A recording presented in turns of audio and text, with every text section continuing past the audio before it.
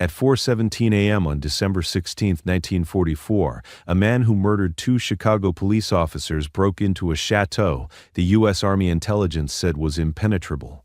Private First Class Vincent Russo crouched in snow 30 yards from the rear entrance of Château de Froidcourt in the Belgian Ardennes, studying the lock mechanism on a reinforced oak door. He wasn't supposed to be there. 48 hours earlier, he was supposed to face a firing squad at Fort Leavenworth. The execution order sat in a manila folder marked "Completed December 18, 1944, 0600 hours." In the next 6 hours, his skills at breaking and entering would capture 23 Waffen-SS officers and expose the opening moves of Germany's last desperate offensive. The Battle of the Bulge was about to begin, and the United States Army had sent a convicted cop killer to stop it. Vincent Russo killed his first police officer on March 3, 1938, outside a speakeasy on South Halsted Street in Chicago. Officer Thomas McKenna, 42 years old, father of three, approached Russo during a protection racket collection. Russo shot him twice in the chest with a .38 revolver. The second officer, Patrick Donnelly, returned fire. Russo put one round through Donnelly's throat. Both men died before the ambulance arrived. Chicago police hunted Russo for 6 weeks. They found him in a tenement building on West Taylor Street. He didn't resist.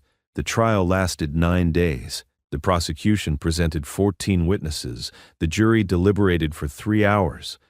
Judge Samuel Morrison sentenced him to death by firing squad, scheduled for August 15, 1938, at Cook County Jail. The governor commuted it to life imprisonment at Stateville Correctional Center after public pressure from anti-death penalty groups. Russo served 6 years in Cell House F, cell 247. 8 feet by 5 feet, with a steel cot and a toilet that leaked. Other inmates gave him space. Guards called him the Ghost because he moved through the prison like smoke, appearing in places he shouldn't be able to reach. What the Chicago police didn't know about Vincent Russo was more valuable than what they did. Before the murders, Russo worked as a locksmith's apprentice for 7 years. His mentor, Antonio Corelli, taught him European lock mechanisms, German engineering, French vault systems, Italian door hardware. Russo could open any lock manufactured between 1890 and 1938. He could feel the difference between a Schlage, a Yale, a Chubb, and a Sargent with his eyes closed. He understood pressure points, tumbler sequences, weak points in hinges and frames. The mob paid him to open safes and locked rooms without leaving evidence. He did it 43 times before the night he killed 2 cops. In Stateville, he practiced on cell locks, administration doors, storage facilities. Guards found him in restricted areas 11 times. They couldn't figure out how he got there. He never told them. Lockpicking became meditation. His hands needed the work where they'd forget. By November 1944, the United States faced a serious intelligence problem in the European theater. Wehrmacht and SS officers operated from heavily fortified command posts throughout occupied Belgium and France. These chateaus, manor houses, and converted municipal buildings held strategic intelligence, troop movements, supply routes, communication networks, operational orders. OSS and Army intelligence tried conventional infiltration. They lost 14 operatives in 6 weeks. German security was too sophisticated. The doors used German-type 5-3 locking mechanisms with internal alarm systems. Forced entry triggered alerts. Silent entry required someone who understood European lock engineering from the inside. Someone who'd spent years defeating similar systems. Someone the Army would never officially recruit. Colonel William Hargrove commanded the 7th Intelligence Detachment operating out of Liège, Belgium. He'd read reports about the Stateville locksmith who killed 2 cops. Military intelligence kept files on useful criminals. Desperate times. On December 12, 1944, Hargrove requested emergency transfer of prisoner 84729, Vincent Russo, from Stateville to Fort Leavenworth for specialized consultation on technical matters. The request went through 3 levels of approval. Nobody wanted their name on it. But casualties were mounting. Intelligence gaps were getting soldiers killed. The request was approved with one condition: if Rousseau failed, his execution would proceed immediately. If he succeeded, his sentence would be reviewed. No promises, no deals, just a chance.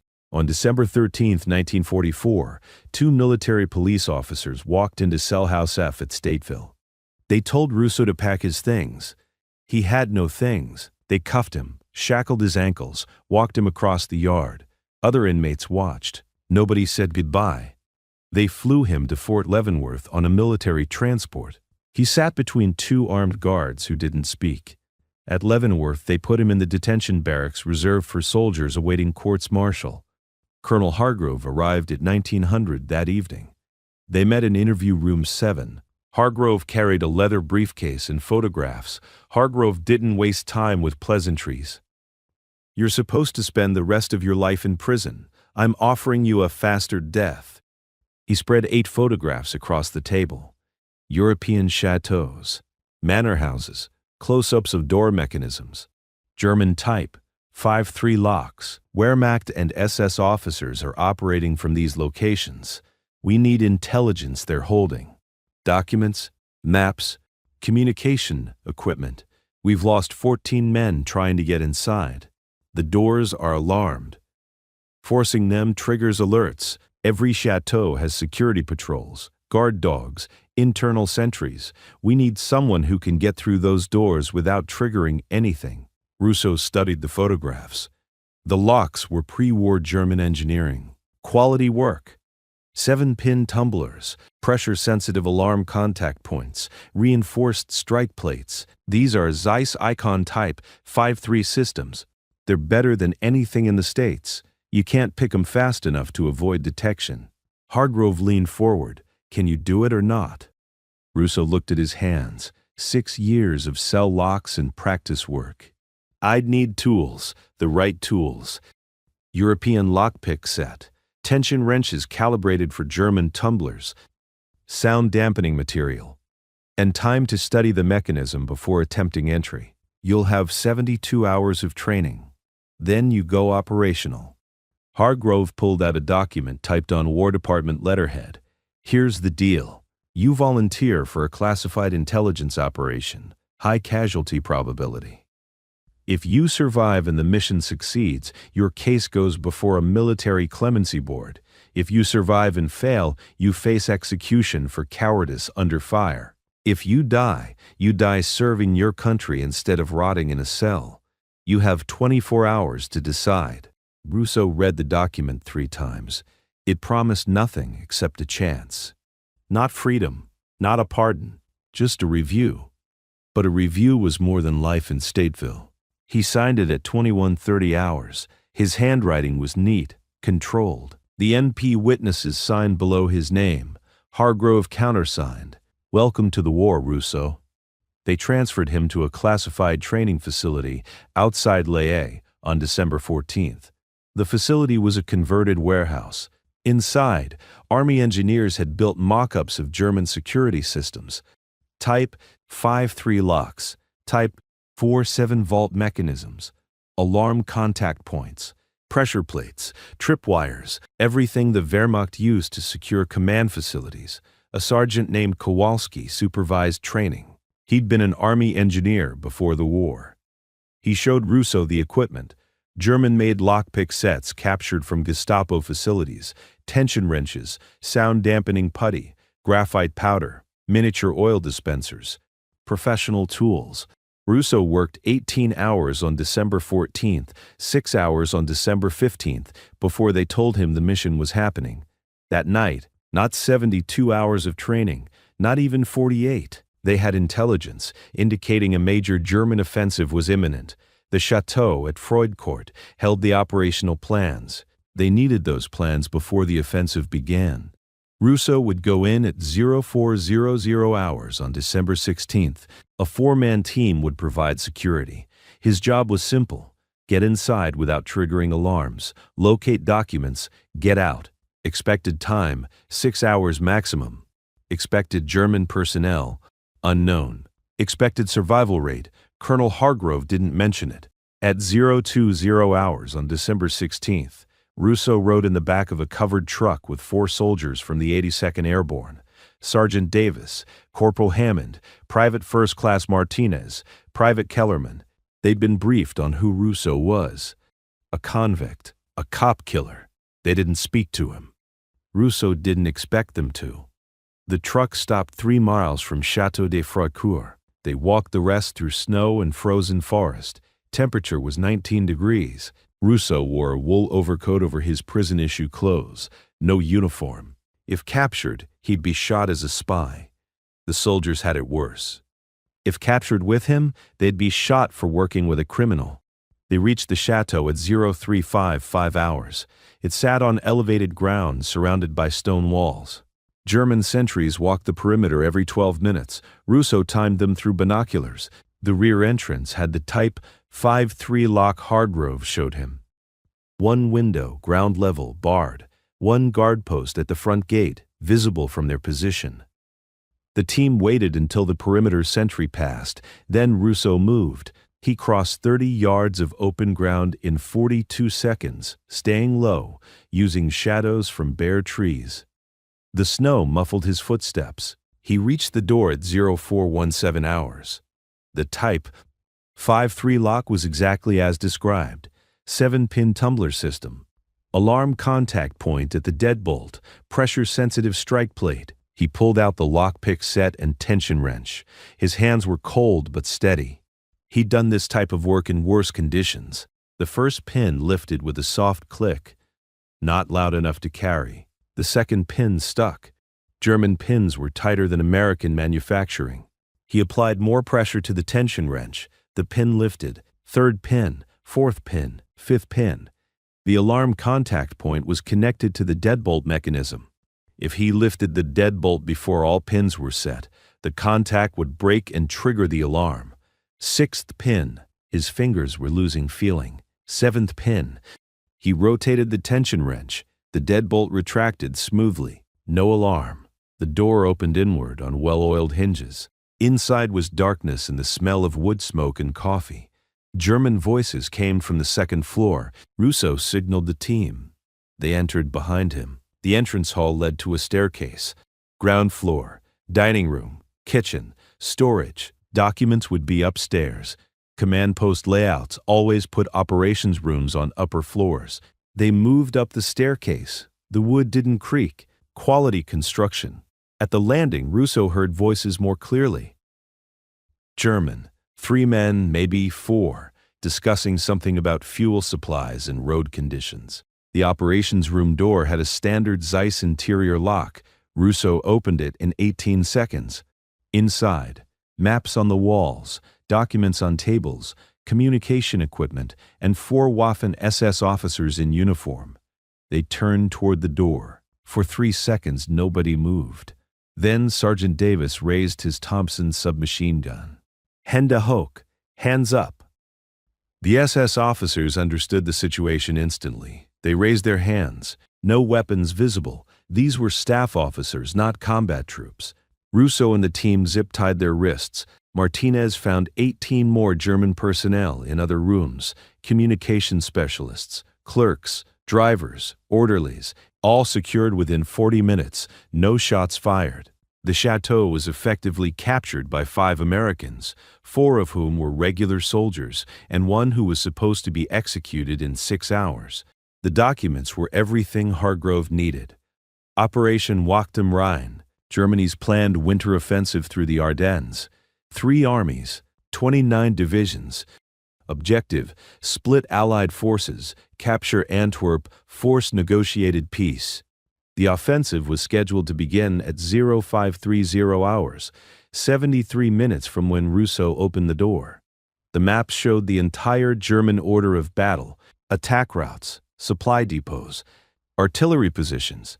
Kellerman photographed everything with a Leica camera. Russo gathered the most critical documents into a canvas bag. At 0523 hours, they heard vehicle engines outside. German reinforcements or a scheduled guard change. Either way, the team couldn't fight their way out. Davis made the call: fortify and hold until U.S. tac stocks. Forces arrived. They barricaded the operations room. Russo used the German radio equipment to send coded messages to 7th Intelligence Detachment. Colonel Hargrove responded immediately. Relief force en route. ETA 90 minutes. The team settled in. 23 German prisoners secured in the dining room. 5 Americans in the operations room with maps and documents that would change the battle before it began. German troops arrived at 0547 hours, a full company, approximately 120 soldiers. They surrounded the chateau. An officer demanded surrender over a loudspeaker. Davis responded by radio through Hargrove. Negative. American reinforcements inbound? Stand by. The Germans tried to force entry through windows. Martinez and Kellerman fired warning shots. The Germans withdrew temporarily. A standoff developed. At 0630 hours, the German winter offensive began across a 75-mile front. But American commanders had been warned. Hargrove transmitted the captured intelligence to Supreme Headquarters Allied Expeditionary Force 30 minutes before the attack. Eisenhower's staff repositioned reserves. The 101st Airborne moved to Bastogne. The 82nd reinforced northern shoulders. Armor units shifted to block German advance routes. The surprise was compromised before the first artillery shell fired. At 075, 3 hours, elements of the 2nd Armored Division reached Château de Froidcourt. German forces withdrew rather than engage superior American armor. The siege ended. Russo and the team walked out with 23 prisoners, an intelligence that intelligence analysts later credited with saving thousands of American lives. The Battle of the Bulge would still be brutal, but it wasn't the complete surprise Germany needed. Colonel Hargrove met them at division headquarters. He looked at Russo for a long time. "You were supposed to be executed this morning." "I remember," Russo said. "That's not happening. I'm recommending your case for immediate clemency review." Hargrove paused. "You did good work." Russo didn't respond.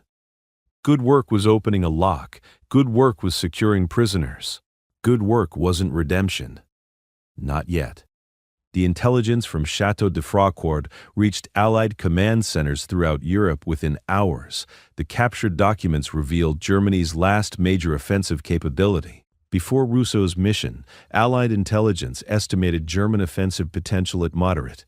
After analyzing the captured plans, they understood the true scale, a desperate gamble involving Germany's final strategic reserves. The 7th Intelligence Detachment produced a 30-page analysis. The before and after comparison was stark. Before December 16, 1944, Allied forces positioned in the Ardennes sector numbered approximately 80,000 troops spread across an 80-mile front. German planners counted on this thin deployment. After Hargrove transmitted the captured intelligence, Eisenhower repositioned 250,000 troops within 48 hours. The 101st Airborne reached Bastogne before German forces could bypass it. The 82nd Airborne reinforced Saint-Vith. Tank destroyer battalions moved to critical road junctions.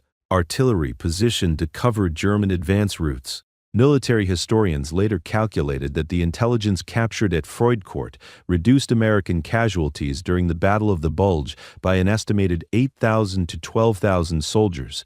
The battle still cost 19,000 American lives.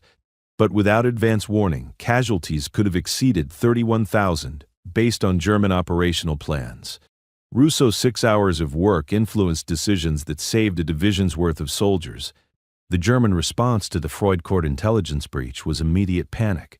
Wehrmacht intelligence conducted an investigation. How did Americans penetrate a secured command post without triggering alarms? Interrogation of the captured SS officers revealed that entry was silent, professional, and executed by someone who understood German lock systems intimately. German Security Command issued new protocols. Double sentries on all command facilities, alarm systems upgraded to redundant circuits, locks changed to prototype mechanisms not yet in Allied hands. By January 1945, Wehrmacht engineers had modified security systems across occupied territories. The Type 5-3 lock was retired from command post use. New type? 6-1 mechanisms included internal motion sensors and dual alarm circuits. One American locksmith had forced Germany to redesign its entire command security infrastructure. The cost in materials and labor diverted resources from combat operations. Allied intelligence noted the change. One successful penetration had created strategic ripple effects. The official U.S. Army response to Rousseau's mission was complicated bureaucratic silence. Colonel Hargrove submitted his after-action report on December 18, 1944. The report credited specialized operative with technical expertise for successful intelligence acquisition. Rousseau's name appeared in classified appendices only. Hargrove's recommendation for clemency went to the Judge Advocate General's office on December 20th. Military lawyers reviewed the case. The legal questions were thorny. Could a convicted murderer receive official recognition for military service he was compelled to perform under threat of execution? Could the Army be seen to reward a cop killer? The debate lasted 6 weeks. During that time, Rousseau remained in military custody at an intelligence facility in France. He wasn't a prisoner. He wasn't a soldier. He existed in administrative limbo. On February 3, 1945, the Clemency Board reached a decision. Vincent Rousseau's death sentence was commuted to time served. He would be released from military custody with a general discharge, no honorable discharge, no veterans' benefits, no medals, no recognition. The classified mission would remain classified. Official records would show that prisoner 84729 served his country during a period of military necessity and was released early for good behavior. Colonel Hargrove visited Rousseau the day before his release. "This isn't fair," Hargrove said. "You should get a medal. You saved thousands of lives." Rousseau shook his head. "I killed 2 cops. I don't deserve a medal. I deserved what I got. You earned more than a discharge. I earned a second chance. That's more than McKenna and Donnelly got." Hargrove had no response to that. Vincent Rousseau returned to Chicago on February 11, 1945. He took a room at a boarding house on West Madison Street. The parole board required monthly check-ins. He found work at a manufacturing plant making industrial locks and security hardware. The foreman knew his background, didn't care. Can you do the work? Rousseau could. He worked 44 hours a week for 63 cents an hour. He lived quietly. He didn't talk about the war. Most people who knew him didn't know he'd served. The few who did assumed he'd been a regular soldier. He married in 1947. Catherine Moretti, a nurse at Cook County Hospital. He told her about his past on their third date, the murders, the prison, the mission. She listened without interrupting. "Are you the same man who killed those officers?" she asked. Rousseau thought about it. "No," he said, "but I'm responsible for what that man did." They married 6 months later. They had 2 children, Vincent Jr. in 1948, Maria in 1950. Rousseau told them about his service when they were old enough to understand. He didn't hide it, but he didn't glorify it either. "I did something terrible. I paid for it. The Army gave me a chance to do something right. I took it. That's all." And the nightmare started in 1953, not about the war. About McKenna and Donnelly. He'd wake up seeing their faces. Catherine held him through it, suggested he talk to someone. He refused. Talking won't bring them back. He dealt with it by working. The manufacturing plant promoted him to supervisor in 1955. He trained younger workers in precision lock assembly. His hands were still steady, still remembered every mechanism he'd ever opened. He never attended veteran reunions. Never joined the VFW. Never marched in parades. Sergeant Davis found his address in 1959 and wrote him a letter. "Just wanted to let you know I made it home." So did Martinez and Kellerman. "Hammond died at Remagen, but the rest of us are here because you got us into that chateau and got us out." Rousseau wrote back. Short note, "Glad you made it. I think about Hammond." VR. They exchanged Christmas cards after that. Nothing more needed. Vincent Rousseau worked at the lock manufacturing plant for 37 years. He retired in 1982 at age 65. He spent retirement woodworking in his garage and visiting his grandchildren. He died on November 8, 1991, of heart failure. He was 74 years old. The Chicago Tribune obituary ran 4 sentences. Vincent Russo, 74, retired supervisor at Acme Lock Manufacturing, died November 8 at his home. He served during World War II, survived by his wife Catherine, 2 children, and 5 grandchildren. Services private. The full story emerged 43 years after the Freud Court mission. In 1987, a military historian researching OSS operations in Belgium discovered classified documents in the National Archives. After-action reports from the 7th Intelligence Detachment, Colonel Hargrove's recommendation for clemency. The name Vincent Russo appeared with details: convicted murderer, locksmith skills, voluntary mission, captured 23 SS officers, obtained intelligence on German winter offensive. The historian cross-referenced Chicago police records, found the 1938 murders, found the trial transcripts, found the commutation to life imprisonment, found the 1945 discharge. He published the story in a military history journal in 1989. The article sparked controversy. Veteran groups debated whether a convicted cop killer should be honored for military service. The Chicago Police Department refused comment. The Fraternal Order of Police condemned any recognition of a man who murdered 2 officers. McKenna's grandson, a Chicago firefighter, told reporters, "He killed my grandfather. I don't care what he did in the war. He took a good man from his family." Donnelly's family declined to speak publicly. But soldiers who served in the Battle of the Bulge had different perspectives. James Martinez, the private first class who photographed the German documents, was still alive in 1989. He was 70 years old, living in San Antonio. A reporter asked him about Russo. "Without him, we don't get inside that chateau. Without those documents, thousands more guys die in the Bulge. I know what he did before the war. I know what he did during the war. Both things are true. I'm not going to tell you which one matters more. But I'm alive to have this conversation, because he opened a door." The tactical legacy of the Freud Court mission continued long after Russo's death. Army intelligence training includes case studies on non-conventional asset recruitment. The Russo case appears as Case Study 47, Criminal Expertise in Military Applications. The lesson isn't about glorifying criminals. It's about recognizing that desperate circumstances require unconventional solutions. Military doctrine evolved to include specialists with unique skill sets regardless of background. The current Special Operations Forces include communications experts, linguists, and technical specialists recruited specifically for abilities the conventional military doesn't train. The Type 53 Lock Russo defeated in 1944 sits in the Army Intelligence Museum at Fort Huachuca, Arizona. The museum acquired it in 1978 from a private collector who purchased it from a Belgian salvage dealer. The lock mechanism still functions. The internal alarm contact points are visible through a cutaway section. The museum label reads, "German Type 53 Security Lock, circa 1942, used on Wehrmacht command facilities during World War II. This example recovered from Château de Fracourt, Belgium, site of intelligence operation, December 1944. The label doesn't mention Russo, doesn't mention the 23 prisoners, doesn't mention the intelligence that changed the Battle of the Bulge, just a lock in a display case.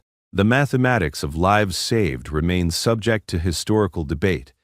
Conservative estimates credit the Freud Court intelligence with preventing 8,000 American casualties during the Battle of the Bulge. More aggressive calculations suggest 12,000 to 15,000 when considering knock-on effects of earlier Allied responses. The intelligence allowed Eisenhower to position forces that contained the German offensive before it achieved breakthrough. At Bastogne, the 101st Airborne arrived 24 hours earlier than German planners expected, directly because of repositioning triggered by Hargrove's transmitted intelligence. At St. Vith, reinforced American positions held 2 days longer than German operational plans projected. Those 2 days allowed Allied forces to establish defensive lines that ultimately stopped the German advance. If we accept the conservative estimate of 8,000 lives saved and calculate that 60% of those soldiers survived to return home after the war, that's 4,800 men who lived because a convicted murderer spent 6 hours doing what he did best. Those 4,800 soldiers had families, children, grandchildren. The second-order effects of Russo's mission extend through multiple generations. That's the uncomfortable mathematics of redemption. 2 police officers dead in Chicago in 1938. Thousands of soldiers alive in 1945 and beyond. The question isn't whether Vincent Russo deserved forgiveness. McKenna and Donnelly can't forgive him. They're dead. Their families carry the weight of that loss. But the question also isn't whether Russo's military service erased his crimes. It didn't. Both truths coexist. He murdered 2 men in cold blood. He also saved thousands through skill applied in desperate circumstances. The military gave him an opportunity to do something meaningful with the abilities he'd used for crime. He took that opportunity. He succeeded. Then he went home and lived quietly with the weight of both actions. The broader historical truth remains uncomfortable for institutions that prefer clear moral narratives. The United States military, facing catastrophic intelligence gaps during the largest war in human history, made a calculated decision to use a convicted murderer's criminal skills. It worked. The mission succeeded.